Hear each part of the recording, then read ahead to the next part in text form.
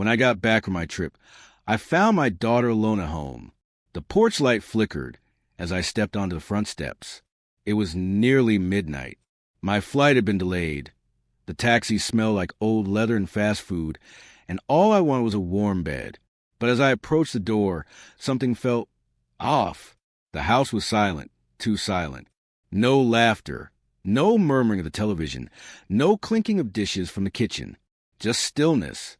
I unlocked the door and stepped inside, my suitcase trailing behind me.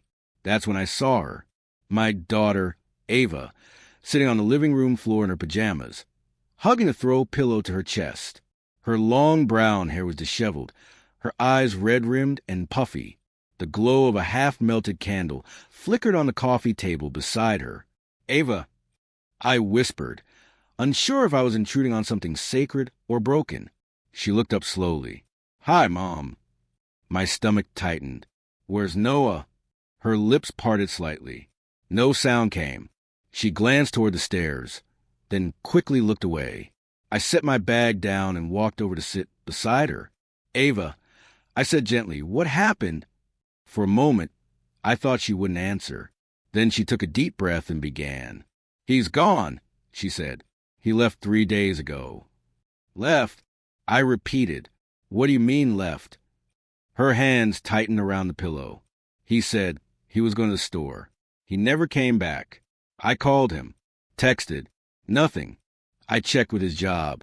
He hasn't shown up there either. I even went to his sister's place, but she said he hasn't contacted her." I sat in stunned silence. "Did something happen between you two?" She hesitated. Her eyes shifted away from mine. "We had an argument the night before he disappeared," she said slowly. "It wasn't huge, but I told him I wanted us to start trying for a baby. He said he wasn't ready, that he didn't even know if he wanted kids at all. I was angry. I accused him of leading me on." I reached out and took her hand. "That doesn't sound like something he'd run away over."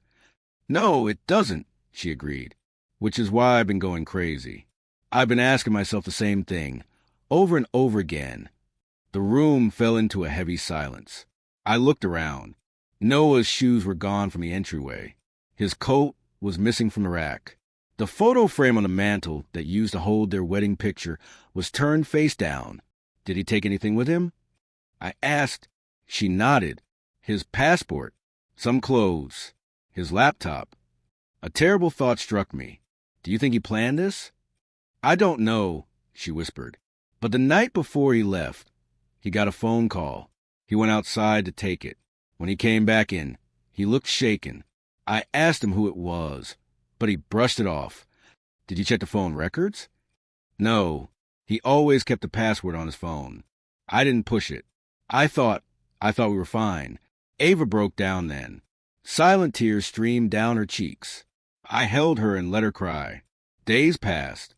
We filed a missing person report. The police interviewed everyone, family, friends, co-workers. No one had seen or heard from Noah. There were no signs of foul play, no activity on his credit cards or bank accounts. It was as if he had vanished into thin air. Then, 2 weeks later, a letter arrived. No return address. No postmark. Just Ava's name written in Noah's handwriting. She opened it with trembling fingers while I stood nearby. "Ava, I'm sorry. I should have been honest with you months ago. I've been living a lie, and I couldn't take it anymore. There's someone else. It started during the pandemic, when you were traveling for work, and I was stuck at home. I never meant for it to happen, but it did. And I couldn't face you once you started talking about kids. I'm not the man you think I am. I never was. Please don't try to find me. I've started over somewhere new.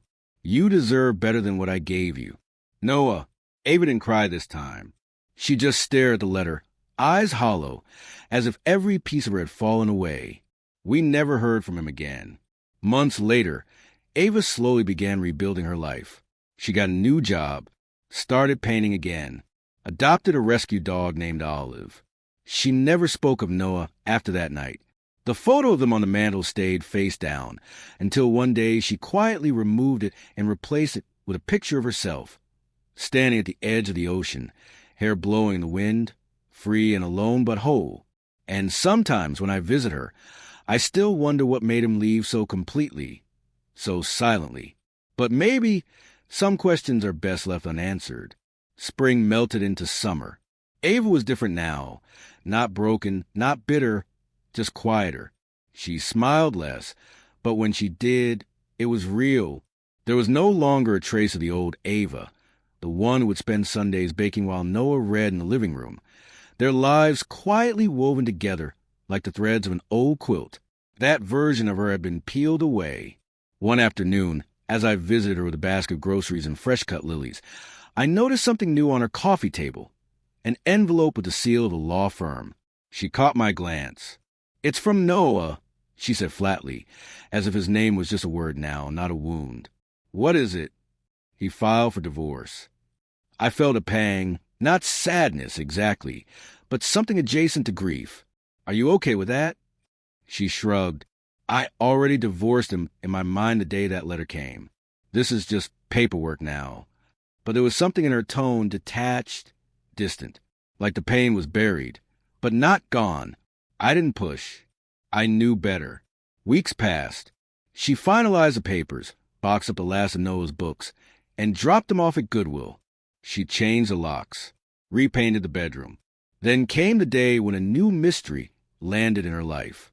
Ava called me at 10 at night, her voice tight with confusion. "Mom," she said, "you need to come here. Now." I arrived 20 minutes later. She was standing at the front door, holding a brown padded envelope. Her fingers trembled slightly. "No return address again," she said, handing it to me. Inside was a USB drive. We plugged it into her laptop, both of us expecting something ugly, a video confession, maybe, or photographs that would open new wounds. What we saw was stranger, the screen filled with video footage. Not of Noah, not at first, but of a young woman around Ava's age, carrying a child down a sunlit path. They were somewhere coastal, palm trees, ocean breeze, laughter. Then Noah appeared, holding the little girl in his arms, twirling her, kissing her cheek. Ava didn't speak. She didn't cry. The video ended with Noah looking into the camera, holding the girl close. "Her name is Lily," he said softly. "She's mine. I didn't know until after you and I were married. Ava, her mother never told me. I met her again during the lockdowns. It changed everything. I'm not asking for forgiveness. I just wanted you to know the truth. All of it." Silence filled the room like smoke. "He didn't leave me because he stopped loving me," Ava whispered.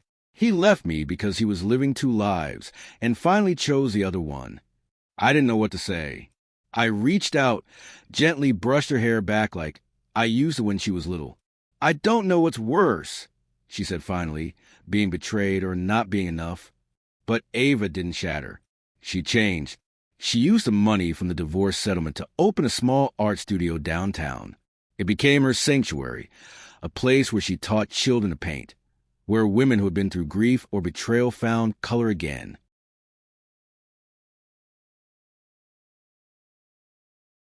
And then one day, months later, she came to me with a spark in her eye I hadn't seen in over a year. "There's someone," she said. "His name is Jonah. He comes to the studio with his niece." I didn't ask too many questions. I just smiled, because for the first time since Noah disappeared, Ava looked forward instead of back. As for Noah, he became a ghost in our lives, a name in the past. Ava never responded to the video, never reached out. She said there was no point. He had made his choice, and now she was making hers. But once in a while, when the sky turned orange with sunset, I'd see Ava standing on her porch, sipping tea, her eyes on the horizon. I knew then she wasn't thinking of him with longing, but with closure, because sometimes the strongest thing you can do after being left behind is choose not to chase the one who walked away, and walk forward, head high, heart healing, with no need for answers anymore.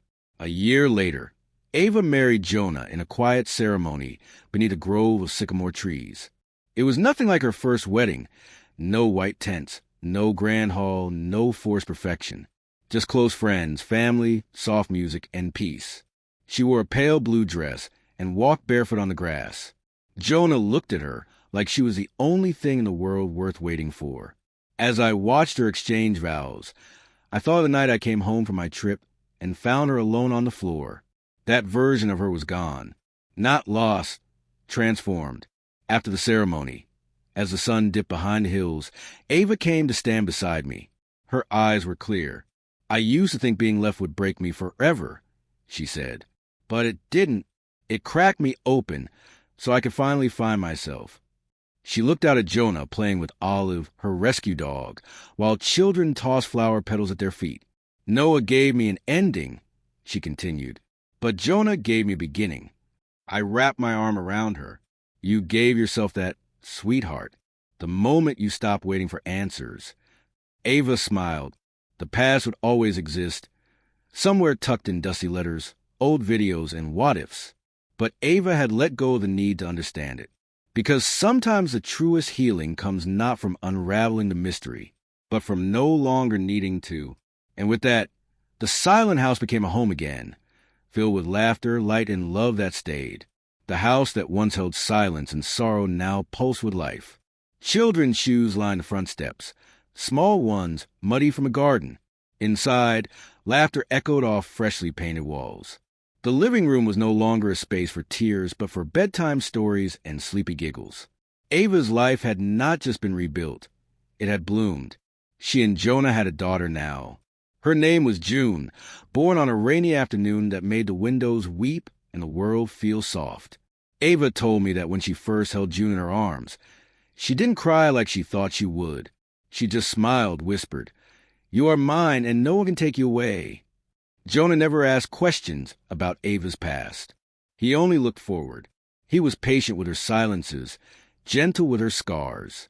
And Ava, in turn, loved him with a heart that had once been shattered, but never stopped beating. Her art studio had expanded into a full community space. It wasn't just about painting anymore. It was about healing. Women came there after divorces, losses, betrayals. They didn't always talk. Sometimes they just painted side by side. Ava never pushed them. She knew some pain was quiet. She kept one painting in the back room, behind a thin linen curtain. It was of a woman standing at the edge of a rocky shore, arms open to the storm. You could feel the wind in the brushstrokes, the rain in her hair, the courage in her stance. Noah's name was never spoken again. Once, while packing books into storage, she found that old USB drive. She held it for a long moment, then placed it inside a sealed box marked "Closed Chapters" and slid it under the attic stairs. June would never know who Noah was, and that was okay. Her world would be built on presence, not absence. One evening, I sat on Ava's porch while June napped inside. The wind was soft, carrying the smell of lavender from the garden. Ava poured us tea and sat beside me. "I used to think I was cursed," she said quietly. "That something in me made people leave. And now," I asked. She smiled. "Now I know better. Noah left because he was lost. But I stayed. I found me." I reached for her hand. It was warm, strong. "I'm proud of you, Ava." "I know," she said. "And I'm proud of me, too." The stars came out one by one, blinking quietly above us. In the distance, Jonah was singing softly to June through the baby monitor. And in that moment, as peace settled over the porch like a blanket, I realized the story didn't end the night Noah disappeared. It began the night Ava chose herself. And in choosing herself, she found everything she had ever needed, not in the arms of someone who left, but in the life she created after. Now the house is no longer silent. It is full of voices, soft, steady, and sure. It is full of love that never leaves. The true end